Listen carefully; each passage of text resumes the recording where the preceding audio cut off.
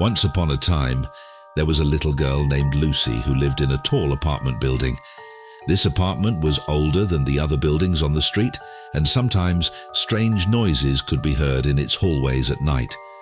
The children in the neighborhood believed that ghosts wandered through the building, but Lucy, being a curious girl, wanted to find out what was really happening. One evening, while Lucy was playing at home, the light suddenly flickered. One of the family photos hanging on the wall fell to the floor. She noticed that the faces in the photo seemed a bit blurred. Although Lucy felt scared at first, her curiosity soon outweighed her fear. She decided to investigate this strange occurrence without telling anyone. She carefully went down the stairs to the basement of the apartment. In the basement, she spotted a small symbol on a rusty door. This symbol looked like an eye. Summoning her courage, Lucy opened the door slightly and realized there was a small, dark room inside. When she entered, she saw strange markings on the walls. Just as she was examining them, she heard a faint whisper in her ear. "Come." Lucy's heart pounded with fear, but she still did not turn back. Suddenly, the single light bulb in the room went out, and the place was plunged into darkness. Lucy couldn't see anything.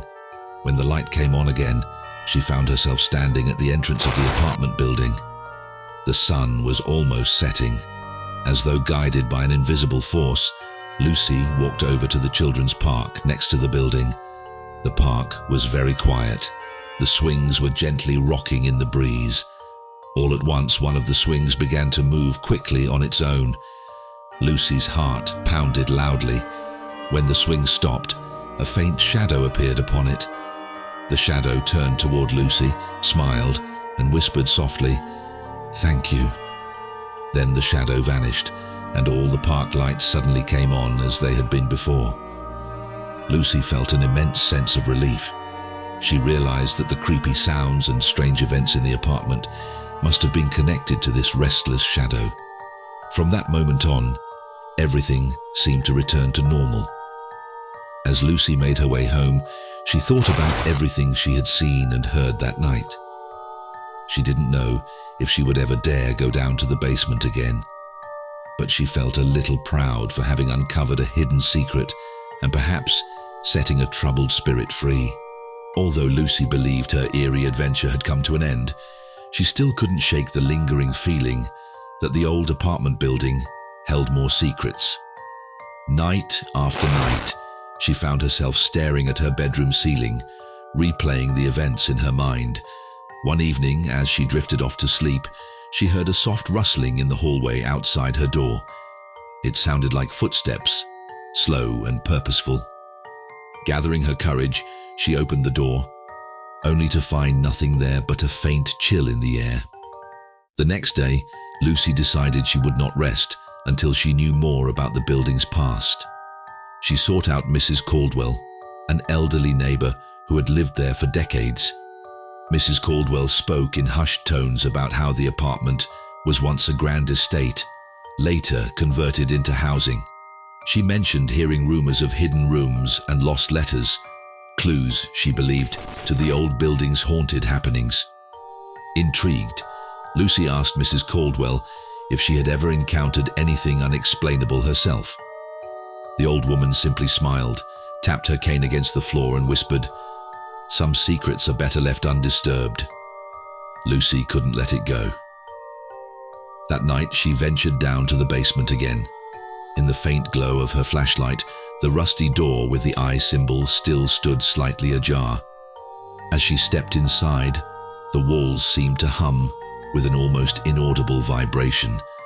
She noticed a loose stone near the corner and gently pried it free, revealing a dusty, weathered notebook wedged behind it. Its cover bore the same eye-like emblem. The moment Lucy touched it, a gust of cold air rushed past her, blowing out her flashlight's beam. In the sudden darkness, she felt that same silent presence she had encountered in the park, as though it were guiding her yet again. Heart thumping, Lucy gripped the notebook and whispered into the gloom, "I'm listening." And in that echoing chamber, the presence lingered, ready, it seemed, to share whatever stories the old apartment still held within its shadowy halls. Lucy's fingers trembled around the old notebook, its cover marked with the same eerie eye symbol that adorned the rusted door. She could almost feel a pulse emanating from its ancient pages, as though the notebook had a heartbeat of its own. The flashlight, which had gone dark a moment ago, flickered back to life, revealing a thin layer of dust swirling in the still air. For a brief second, Lucy sensed that same silent presence, the one she'd felt guiding her in the park. It seemed to hover, waiting. Summoning her courage, Lucy opened the notebook to the first page. The ink was faded, the handwriting spidery. Flipping through, she found incomplete sketches of symbols that reminded her of the ones on the basement walls, cryptic notes scrawled in the margins, and occasional dates that went back decades. A hidden past. The earliest entries were in a language Lucy couldn't fully understand, but sprinkled among these unfamiliar words were scattered English phrases like lost child and whispering hall. Each new page she turned seemed to unravel more secrets about the building. One particular entry mentioned a girl named Lily who had lived there many years ago.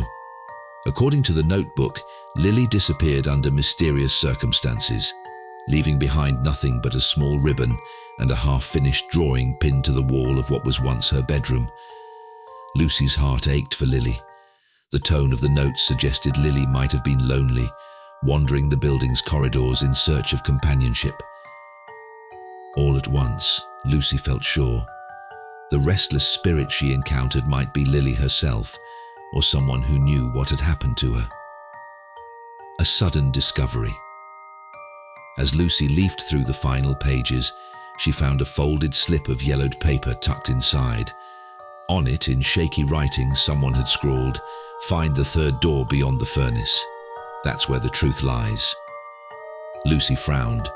The basement furnace room was one place she had never dared explore, mostly because it was rumored to be infested with spiders and filled with sharp, rusted pipes.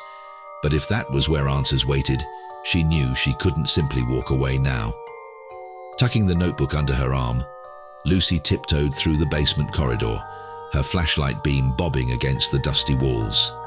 Sure enough, she passed the large, old furnace, an imposing hulk of metal that groaned and hissed even when it wasn't running.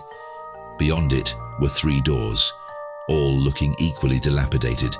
The first door was jammed and the second opened onto a cramped storage space. The third door, however, was oddly unlatched. Taking a deep breath, Lucy pushed it open.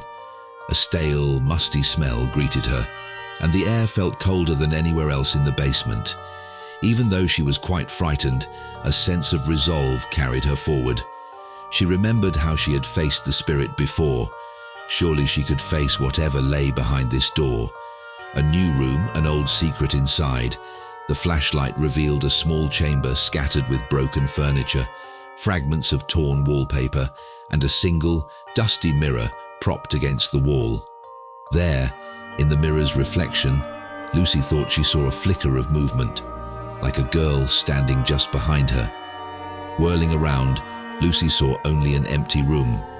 Yet the moment she faced the mirror again, the outline of a slight figure took shape, just enough for Lucy to catch a glimpse of a tattered ribbon in her hair. Her pulse quickened. Tentatively, she whispered, "Are you Lily?" The reflection seemed to waver. A faint, ghostly voice echoed back, but Lucy couldn't make out the words. She stepped closer, holding the notebook so the figure could see it. Then, in a rush of cold air, the reflection vanished, and the mirror's surface returned to normal. Clues in the dark. Looking around for more hints, Lucy noticed an ancient trunk set off to one side. Its lid was slightly ajar.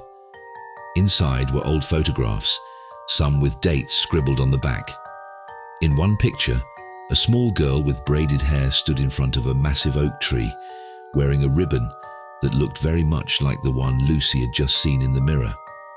Another photo showed that same girl holding hands with someone, perhaps a friend or a sibling, outside what appeared to be the very apartment building Lucy called home. Suddenly something clattered. Lucy spun around to see that a loose brick had fallen from the wall, revealing a hollow space, just large enough to fit a child's diary. She retrieved the diary, carefully pried it open, and found an entry describing how Lily felt a strange presence in the building's basement, much like Lucy felt now. The handwriting was shaky, full of fear and sadness. One line read, "The voice in the basement calls me at night. I'm afraid, but I think it needs my help."